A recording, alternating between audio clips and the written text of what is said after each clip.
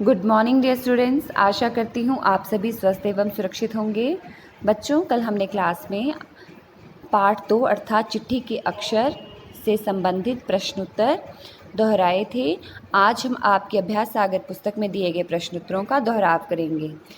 इन प्रश्नों का दोहराव करने से पहले आप अपनी अपनी अभ्यास सागर की पुस्तक खोलेंगे और अपने साथ एक रफ नोटबुक रखेंगे ताकि आप लिख लिख कर दोहराव कर सकें। आप देखेंगे पुस्तक में पहला प्रश्न दिया गया है कि कुछ पंक्तियाँ आपको पुस्तक में दी गई हैं, आप उन्हें पहले ध्यानपूर्वक पढ़ेंगे और उनमें से आपको छांटकर ऐसे शब्द लिखने हैं जिनमें बिंदु या चंद्र बिंदु लगे हों। तो आप देखेंगे उन पंक्तियों में संपादक और सुंदर बिंदु वाले शब्द हैं और मुँह और भाव चंद्र बिंदु वाले शब्द हैं। इसलिए आप पहले पंक्तियों को ध्यानपूर्वक पढ़ेंगे, फिर देखेंगे कि क्या ये शब्द उन पंक्तियों में हैं या नहीं। प्रश्न नंबर 2 है, बिंदु वाले शब्दों में जिस वर्ण पर बिंदु लगा है उसे बोलने के बाद आवाज़ कहाँ से निकलती है।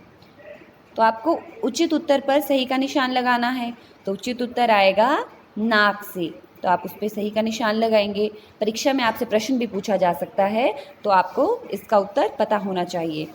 और प्रश्न नंबर 3 के अंतर्गत पूछा गया है, चंद्र बिंदु वाले शब्दों में जिस अक्षर पर चंद्र बिंदु लगा है उसे बोलते समय आवाज़ कहाँ से निकलती है। आप सभी जानते हैं चंद्र बिंदु वाले शब्दों को बोलते समय आवाज़ मुंह एवं नाक दोनों से निकलती है। अब है प्रश्न नंबर 4। आपको बोला गया है कि वर्णमाला को पूरा कीजिए।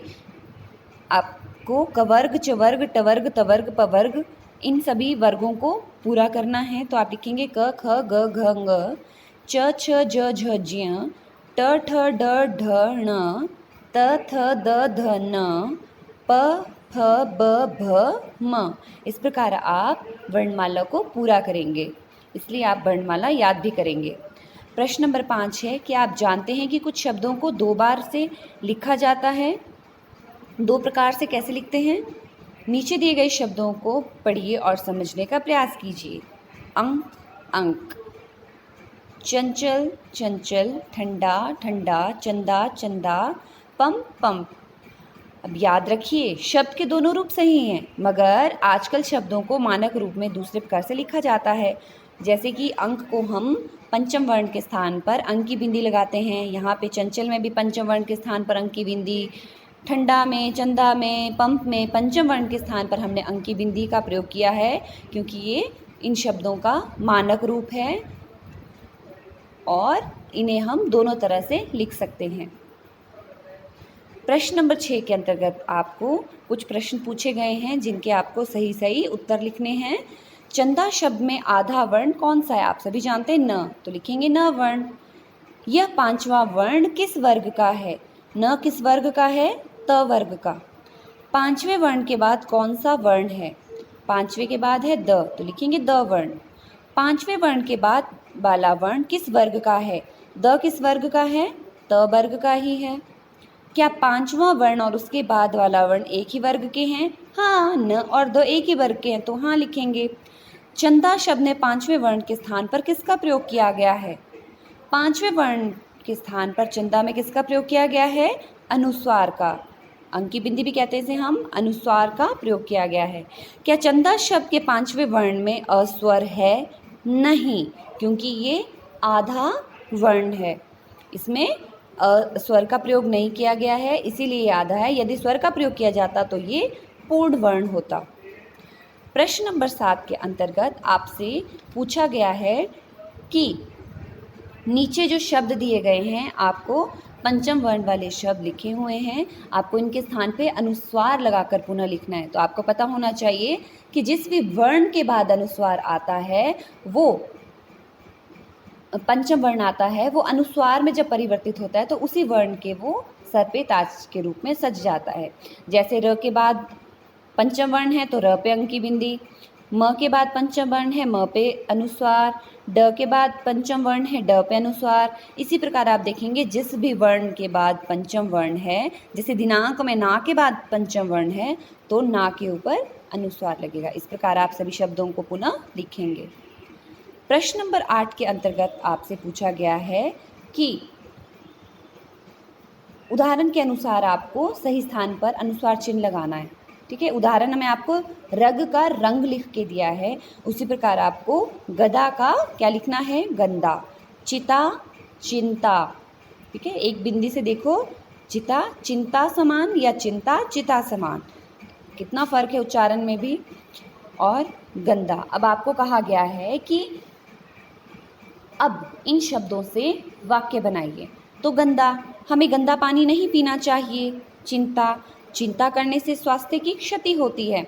इस प्रकार आप अपने शब्दों में कोई सा भी वाक्य बनाकर लिख सकते हैं। प्रश्न नंबर 9 में आपको विभिन्न चित्र दिए गए हैं। आपको कहा गया है कि इन्हें मानक रूप में लिखिए। मानक रूप में अर्थात जो भी आप शब्द लिखेंगे आपको उनमें अनुस्वार का प्रयोग करते हुए उन्हें लिखना है। जैसे पहला है पंखा, दूसरा है मंदिर, तीसरा है बंदर, चौथा है इंजन, पांचवा घंटी, छठा 15, सातवां अंगूर, आठवां पतंग, नौवां तिरंगा और 10वां पंख। इस प्रकार आप विभिन्न चित्रों के सामने उनके नाम लिखेंगे। अगला प्रश्न है, यदि पांचवें वर्ण के बाद वाला वर्ण उसी वर्ग का न हो जिस वर्ग का पांचवा वर्ण है, अथवा वही पांचवा वर्ण दोबारा आए तो क्या होगा। ठीक है, अब देखेंगे आपसे इस आधार पर कुछ प्रश्न पूछे गए हैं। जन्म शब्द में कौन से पांचवें वर्ण में अस्वर नहीं है। अब दोनों पांचवें वर्ण है, न भी और म भी पंचम वर्ण है दोनों, तो इसमें किसके बाद स्वर नहीं है, न के बाद, क्योंकि न आधा है इसलिए इसके बाद स्वर नहीं है, तो आप लिखेंगे न वर्ण में। इसके बाद वाला वर्ण किस वर्ग का है, अर्थात म किस वर्ग का है, ये है प वर्ग का। क्या दोनों के वर्ग समान है, नहीं, न अलग वर्ण का है, वर्ग का है और म अलग वर्ग का, तो नहीं। समान एवं भिन्न शब्दों में कौन से वर्ण 2 बार आए हैं। समान और भिन्न में कौन से आए हैं, म और न वर्ण। अगला प्रश्न है, ये वर्ण अपने अपने वर्ग के कौन से स्थान के वर्ण हैं। ये दोनों अपने अपने वर्ग के कौन से स्थान के हैं, पांचवें स्थान के वर्ण हैं। तो इस प्रकार आप आज प्रश्न नंबर 1 से प्रश्न नंबर 10 का लिख कर दोहराव करेंगे। आगे के प्रश्नों का दोहराव हम कल कक्षा में करेंगे और फिर कक्षा में ही आपकी कक्षा परीक्षा भी ली जाएगी। इसलिए आप ध्यान से इन प्रश्नों को पढ़िएगा और दोहराइएगा, यही आपका गृह कार्य है। धन्यवाद, आपका दिन मंगलमय हो।